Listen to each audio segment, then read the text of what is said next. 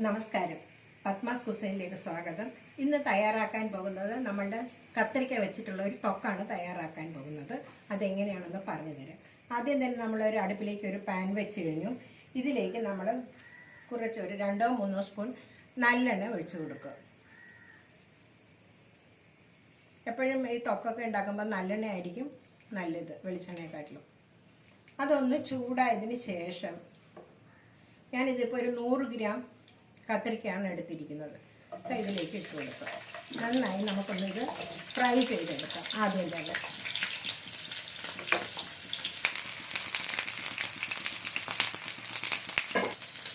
ഒന്ന് ഫ്രൈ ആയി കഴിഞ്ഞു. ഇനി നമുക്കിതിലേക്ക് ഈ വഴുതനങ്ങയ്ക്ക് എത്രയാണോ ഉപ്പ്, അത് ആവശ്യമുള്ള ഉപ്പും മഞ്ഞൾപ്പൊടി ഇട്ട് കൊടുക്കുക. ഉപ്പിട്ട് കൊടുത്തു. അതേപോലെ പിന്നെ ആവശ്യത്തിനുള്ള മഞ്ഞൾപ്പൊടി ഇട്ട് കൊടുക്കുക. വീണ്ടും അതേപോലെ നന്നായി വഴറ്റിയെടുക്കാം.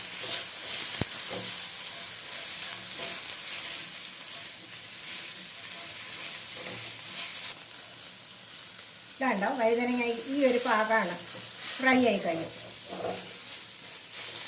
ഇത് നമ്മളിതൊരു പ്ലേറ്റിലേക്ക് മാറ്റി വയ്ക്കും. വീണ്ടും ഇതേ പ്ലേറ്റ് കഴിവൊന്നും വേണ്ട കേട്ടോ.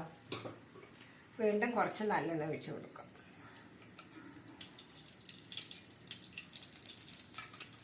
എന്നിട്ട് നമ്മളുടെ ചെറിയ ഉള്ളി, ഒരു 100 ഗ്രാം ചെറിയ ഉള്ളിയുണ്ട്. ഇത് നന്നായി നമുക്ക് വഴറ്റിയെടുക്കാം, ഫ്രൈ ചെയ്തെടുക്കാം.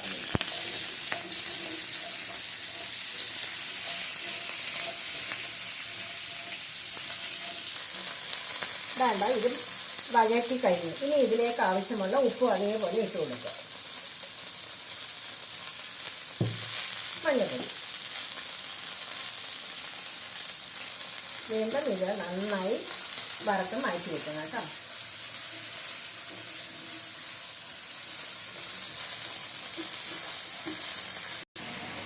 വേണ്ട, നന്നായി ഫ്രൈ ആയി കഴിഞ്ഞു. ഇനി അതേപോലെ തന്നെ നമ്മളിതാ ഇതിലേക്ക് മാറ്റി വയ്ക്കാം. വീണ്ടും നമ്മൾ നല്ലെണ്ണ ഒഴിക്കുകയാണ്. 2 സ്പൂൺ നല്ലെണ്ണ ഒഴിച്ച് കേട്ടോ. ഇനി ഇതിലേക്ക് നമുക്ക് ഇഞ്ചി ഒന്ന് ഫ്രൈ ആക്കിയത്.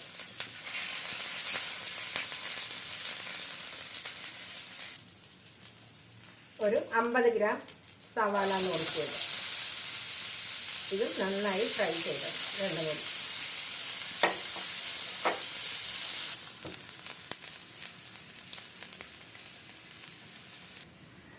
ഇതാണ് സവാള നന്നായി ഫ്രൈ ആയി കഴിഞ്ഞു. ഇനി എന്താ, ഇനി ഇതിലേക്ക് കുറച്ച് കാശ്മീരി മുളക് പൊടി.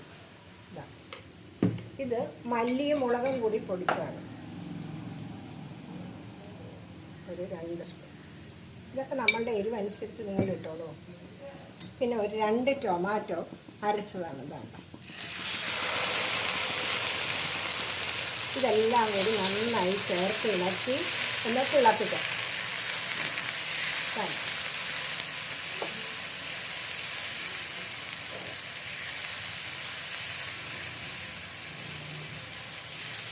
ഇതൊന്ന് തിളച്ചതിന് ശേഷം നമ്മൾ ഈ ഫ്രൈ ചെയ്ത് വെച്ചിരിക്കുന്ന ചേരുവകൾ കണ്ടില്ലേ, ഇത് ഇതിലേക്ക് ഇട്ട് കൊടുക്കാം.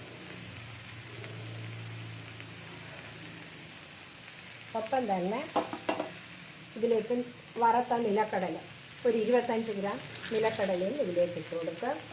പിന്നെ ഒരല്പം പുളി പുളി എങ്ങനെയാണ് പിഴിഞ്ഞ് നമ്മൾ സൂക്ഷിച്ച് വയ്ക്കുക എന്ന് പറഞ്ഞിട്ട് നമ്മളുടെ വീഡിയോ ഇട്ടിട്ടുണ്ട്, അത് നോക്കിക്കോളൂ. അതിൽ നിന്ന് അതേപോലെ കുറച്ച് പുളി പിഴിഞ്ഞതും കൂടി ഇട്ട് നന്നായി ഇളക്കി ഒരു 5 മിനിറ്റ് നന്നായി ഇളക്കി വെച്ച് നന്നായി വഴറ്റി വേണം എടുക്കാൻ. വേണ്ട, ഇനി ഒരു 5 മിനിറ്റ് നമുക്ക് അടച്ച് വെച്ച് വേവിച്ചെടുക്കാം.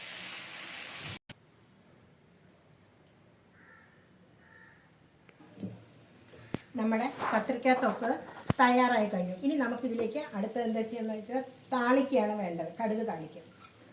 അപ്പോൾ അതേപോലെ തന്നെ ഒരു 2 സ്പൂൺ ഇത് വെളിച്ചെണ്ണ ഒഴിക്കുക കേട്ടോ. പിന്നെ കുറച്ച് കടുക്, കടുക് ഒന്ന് ചൂടായതിനു ശേഷം കുറച്ച് കായപ്പൊടിയും കൂടി ഇട്ട് ഇതിലേക്ക് ഇളക്കി.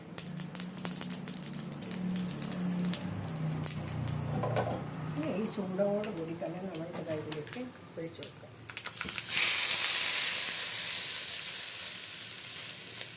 അപ്പോൾ രുചികരമായ കത്തിരിക്ക തൊക്ക് തയ്യാറായി കഴിഞ്ഞു. വേണ്ട. അപ്പോൾ എല്ലാവരും ഈ തൊക്ക് തയ്യാറാക്കി നോക്കുക. ചാനൽ കാണുക, സബ്സ്ക്രൈബ് ചെയ്യുക, സപ്പോർട്ട് ചെയ്യുക. Thank you. എല്ലാവർക്കും നല്ല ഒരു ദിവസം ആശംസിക്കുന്നു. നന്ദി, നമസ്കാരം.